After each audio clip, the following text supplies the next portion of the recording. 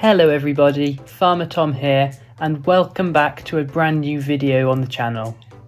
In today's video in our series of how to care for plants, we will be taking a closer look into the history, origins and care tips for a plant which goes by the name Echeveria elegans, or more commonly known as the Mexican snowball.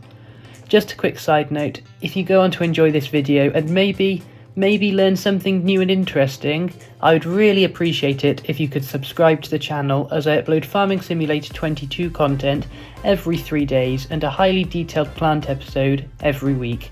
Without further ado, let's get on with the video.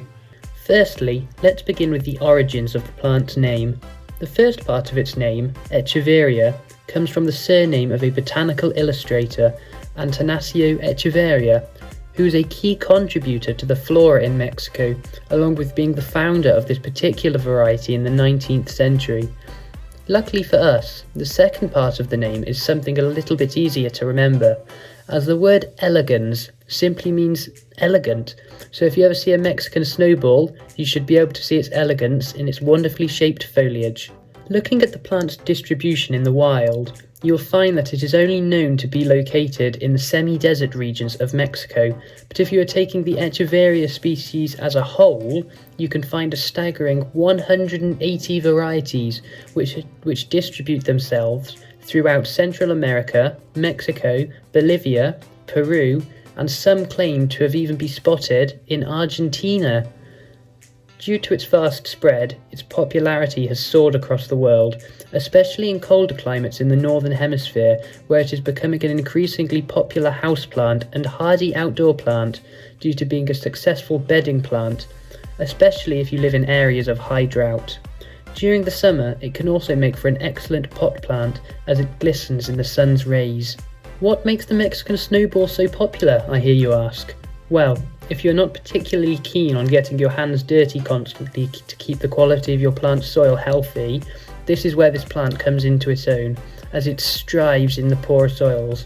However, you should always make sure that the quality of your soil is free draining, so be sure to include either grit, sand, perlite or any other materials which won't hold onto all of the water. Something else that might make you interested in growing one of these wonderful plants is that they can have very dramatic foliage, meaning that there is never a bad day when this plant can't improve your mood or make you smile. I know you are probably all asking yourselves, how often should I water my plant, and should I let the soil dry out? Well, your answer to that question is very simple. The best way to water a Mexican snowball, or any other succulent for instance, is to use the soak and dry method. This simply means only watering the soil when the top area of it has completely dried out. This is seen as more beneficial to the plant, as it allows all of the water to end up in the roots and not evaporate before it reaches them. In my personal experience with looking after this plant, during the summer, I end up watering mine every 4 to 5 days, whereas in the winter it becomes closer to every 7 to 8 days. But as with all plants, if you keep an eye out every day, you'll soon realise a gauge when it's time to water it. If you'd like to give your plant an even healthier life, then mixing up a liquid fertiliser can be very beneficial. This could create more vibrant foliage and a stronger plant stem. I recommend feeding the plant every 1 to 2 weeks during the summer, and maybe roughly once a month during the winter, although this is not completely necessary.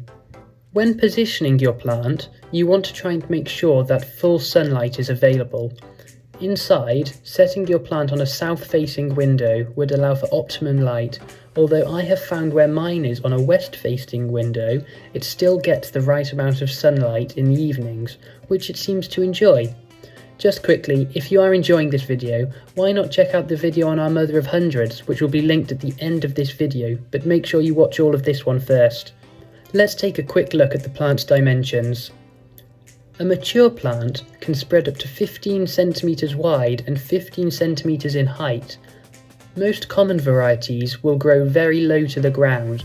However, some can put up miniature stems if kept in conditions where they are prevented from snapping, such as in her greenhouse or on a windowsill. Although it's named the Mexican snowball, which suggests and prompts at it enjoying the snow and frost, These plants, although hardy, can suffer during the frosts, so if this is common in your area, move them indoors to an area where they're protected from the worst of it. One final thing that you should be aware of is sharp temperature increases.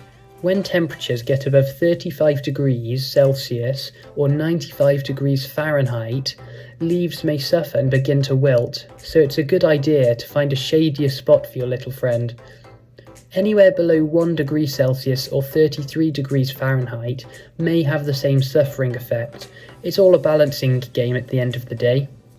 Finally, here are 3 reasons why you should introduce one of these stunning plants into your garden or home.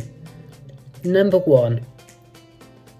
They are very eye-pleasing, meaning they can always turn ahead with their attractive stature and classy looks.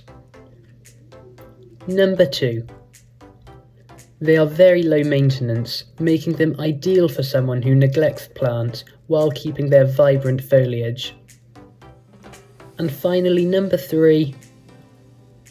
They are a good source of oxygen, making your room feel fresher and cleaner. So, we have reached the end. I really hope you have learnt something new today, and it may even persuade you to take a chance at buying one for yourself.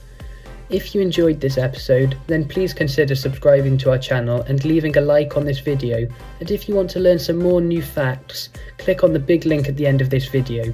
Bye for now!